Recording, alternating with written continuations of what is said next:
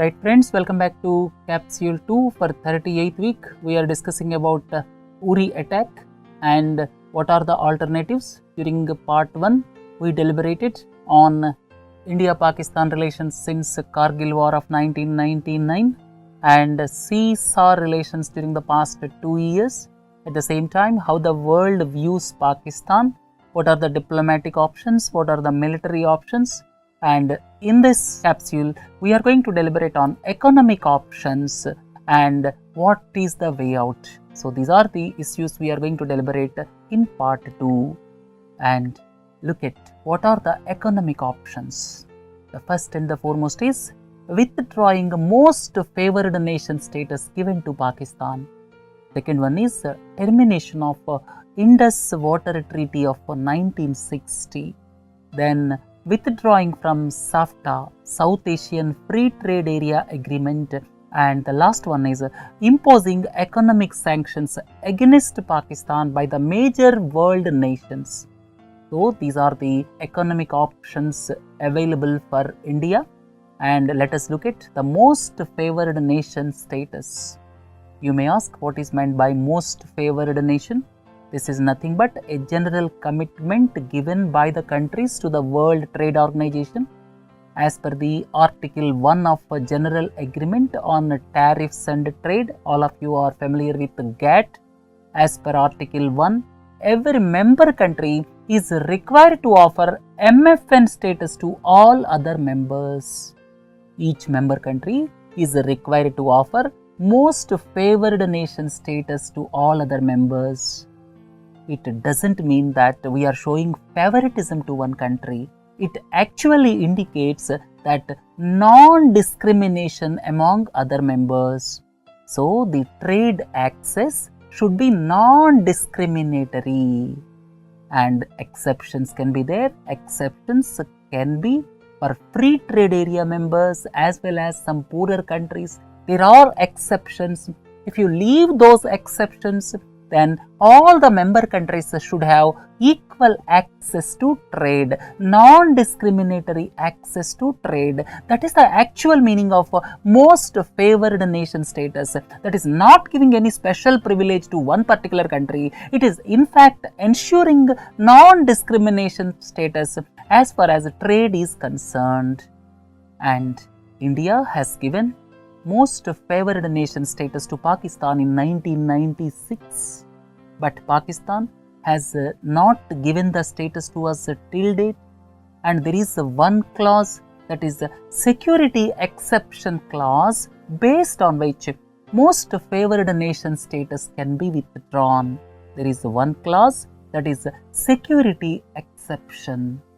Under security exception clause, this most favored nation status can be withdrawn. But if you look at the present status of trade between India and Pakistan, India's exports to Pakistan are just $2.2 billion a year. All of you are aware, our total external trade, that means our exports are around $260 billion and our imports are around $380 billion. Let me tell you once again, our exports are around $260 billion, our imports are $380 billion, total it makes $640 billion. Our total mercantile trade is around $640 billion for 2015-16, and our trade with Pakistan, overall imports and exports put together, is just $2.6 billion. It is hardly 0.4%, and it is not going to make much difference if MFN status is withdrawn. And moreover, India is a respected economy and a member of the G20 group, and when nothing much is expected to be achieved, withdrawing MFN status may result in just a symbolic gesture. It is not going to make much difference between India and Pakistan as far as trade relations are concerned, but it will lead to symbolic gesture. Right? Informally, around $5 billion of trade takes place every year through Dubai. Instead of direct route between India and Pakistan, see the irony, to neighboring countries, and Pakistan has to resort to informal trade through Dubai. Our goods go to Dubai, and from Dubai the materials are taken by Karachi. So that is the irony of India and Pakistan relations. So withdrawing MFN status is not going to give much desired result, but it will act as a symbolic gesture. That's what I want to convey. And if you look at the next issue, that is the Indus Water Treaty. Indus Water Treaty, this is considered to be one of the most successful river treaties in the world, was signed in the year 1960. At that time, to normalize relations between India and Pakistan.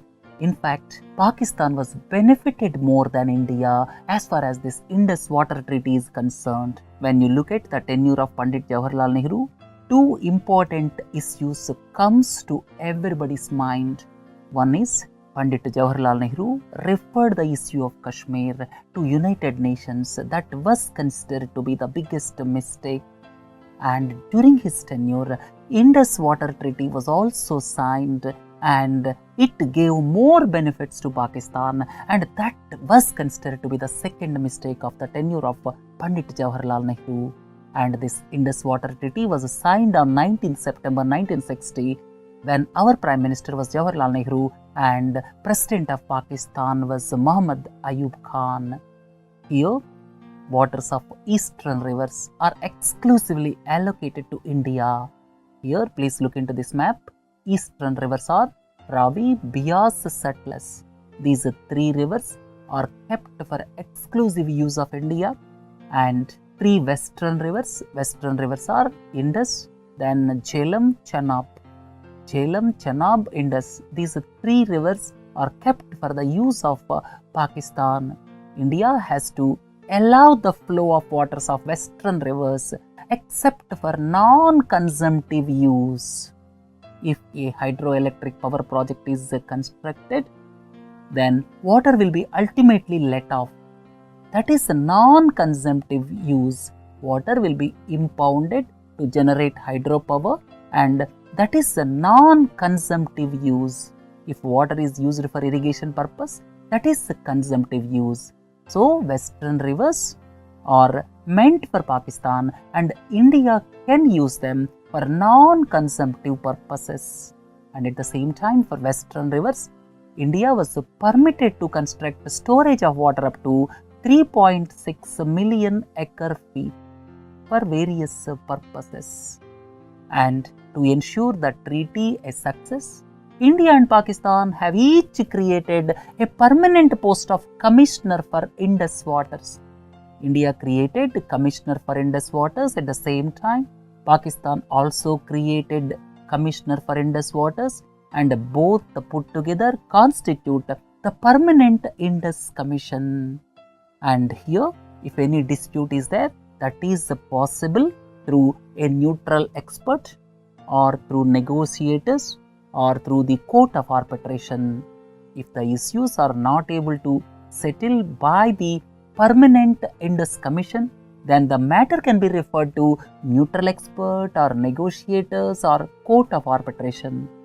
And if you look at the ground reality for the past 56 years, this Indus Water Treaty is one of the most successful experiments of resolving river disputes across the world. And there is also a general feeling, as I have already told you, that the treaty benefited Pakistan more than India.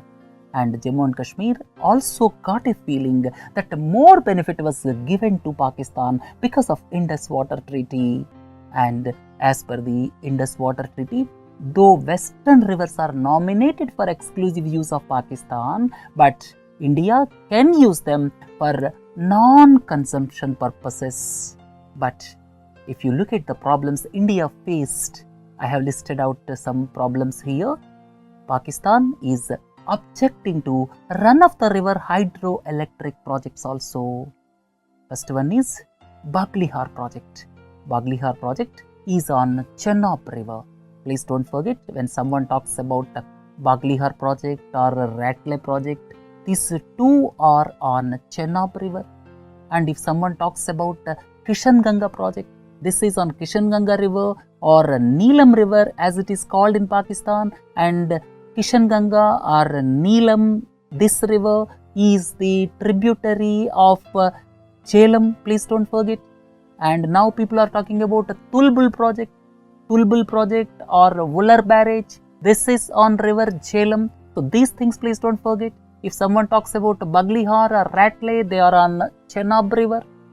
And if someone talks about Kishan-Ganga, that is on Kishan-Ganga or Neelam river, which is the tributary of Jhelum. If someone talks about a Tulbul project or Wular barrage, that is on river Jhelum. These things please don't forget. And Pakistan is objecting to run-of-the-river hydroelectric projects also. It went to international neutral expert on Baglihar project. This project got completed, but Pakistan objected at that time and has gone to international neutral expert, and it has gone to arbitration panel with regard to Kishan-Ganga project. The arbitration panel, that is Court of Arbitration, cleared this Kishan-Ganga project, but the arbitration panel stated that minimum water flow is to be ensured in Kishan-Ganga project, and it is also objecting to Ratle power project. And because of objections from Pakistan, India could not construct the Tulbul project on Jhelum river. It is also known as the Wular barrage. And these hydroelectric projects are run-of-the-river projects. That means water will be let off subsequently, and only water will be impounded for power generation, and subsequently it will be let off.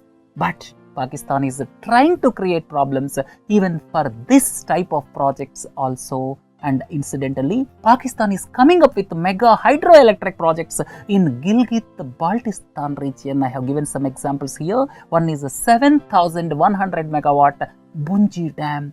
Our hydroelectric projects are minor, they are 300 megawatt or 500 megawatt, but they are constructing hydroelectric power projects running into thousands of megawatt. That is a 7,100 megawatt Bunji Dam and 4,500 megawatt Basha Dam. And incidentally, these projects are constructed with China's assistance. That is very important point.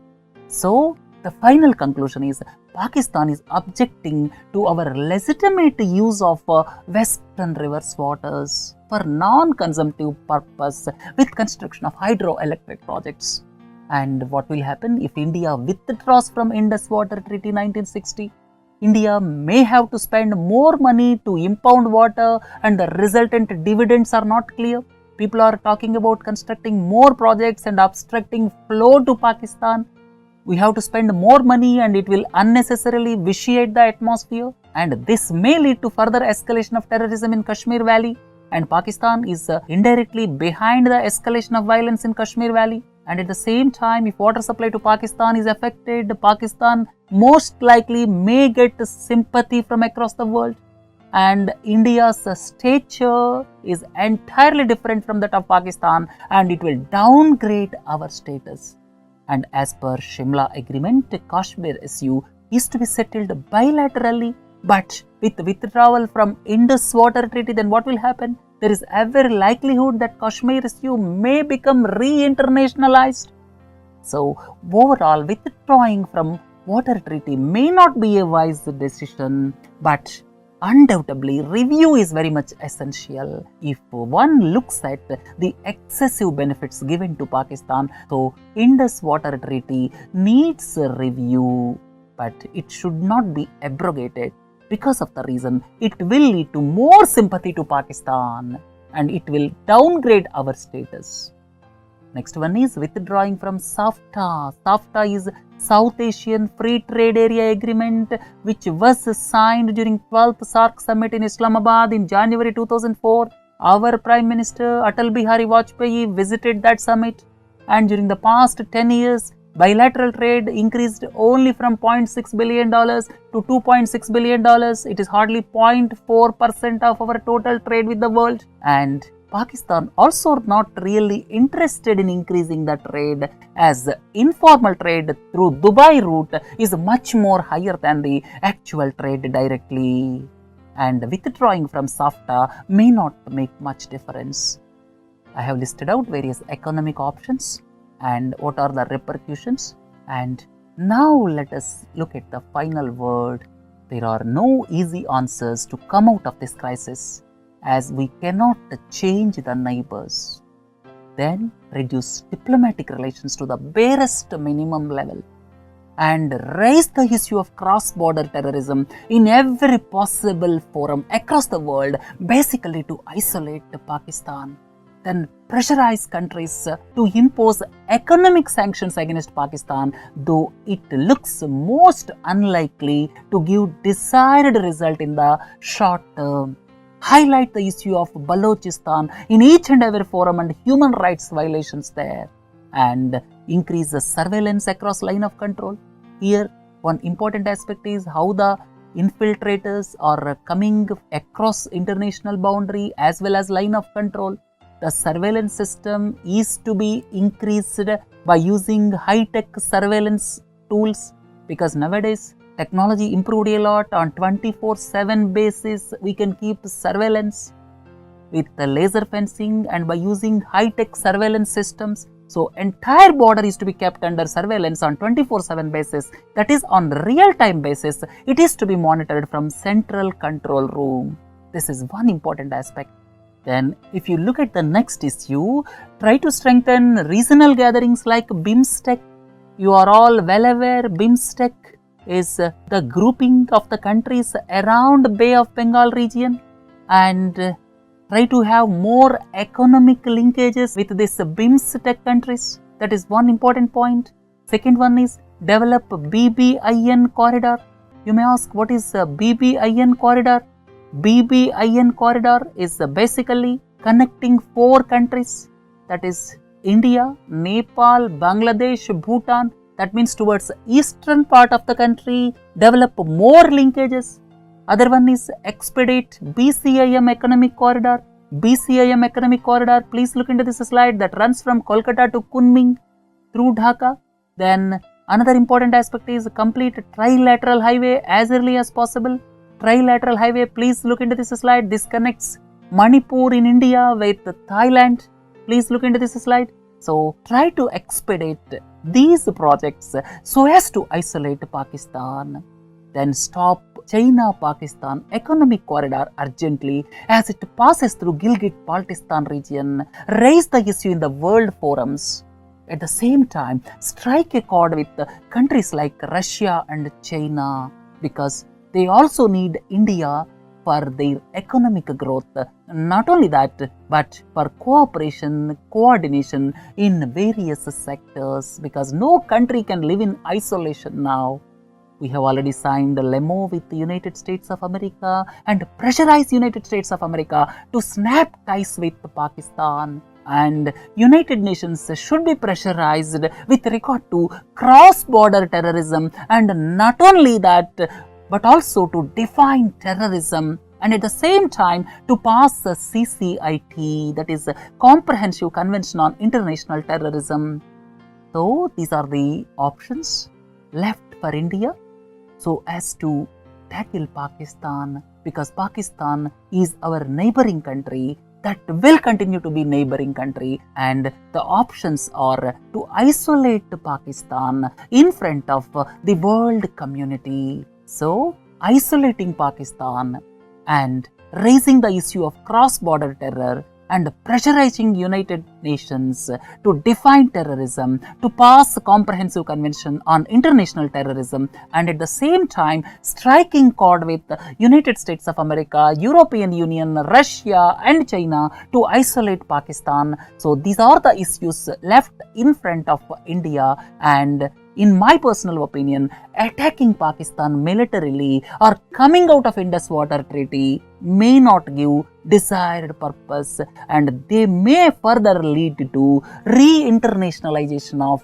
Kashmir issue. So India should not resort to attacking Pakistan, and at the same time coming out of Indus Water Treaty. Modification of Indus Water Treaty is very much required, but coming out of international treaty may not be a wise decision. It may lead to more sympathy for Pakistan, and at the same time it may lead to re-internationalization of Kashmir issue, and the option is isolate Pakistan in front of the world. Right friends, with this let us conclude the capsule number 2. So first capsule, second capsule, we deliberated in detail with regard to what are the options left for India subsequent to URI attack. Right friends, have a nice day. Thank you.